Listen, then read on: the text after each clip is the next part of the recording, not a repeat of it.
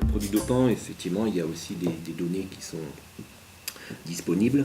Je peux vous dire que ce qui est observé aujourd'hui, c'est l'accroissement de l'accès à ces produits dopants hors contrôle médical par des sportifs amateurs. C'est-à-dire qu'aujourd'hui, vous faites, que ce soit dans les salles ou dans le cadre d'activités type course pédestre, où on fait, voilà, c'est les 20 km de Marseille-Cassis ou plus que 20 km, j'en sais rien.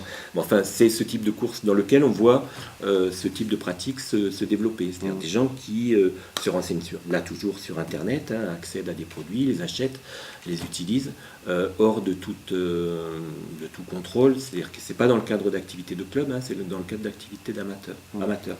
Voilà, après dans les salles, oui, classiquement, il y a un business qui existe, pas dans toutes les salles, mais enfin qui est connu, hein, qui fait que entre les organisateurs d'activités, enfin les propriétaires de salles, les moniteurs et les personnes qui fréquentent ces salles, il y a effectivement des pratiques qui sont, bon, pas toujours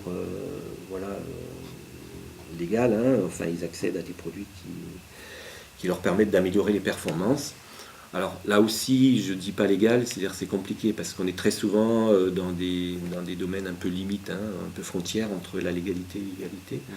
Et l'accès à ces produits peut être légal dans un pays, vous l'achetez en Angleterre, il peut être interdit en France, mais enfin bon, vous avez possibilité d'accéder à ces produits de manière assez aisée. Aujourd'hui, Internet, effectivement, c'est un grand marché ouvert, hein, qui permet énormément de choses positives, mais aussi à des aspects un peu plus sombres, qui sont effectivement cette facilité d'accès à des produits qui sont pas contrôlés, dangereux. Voilà.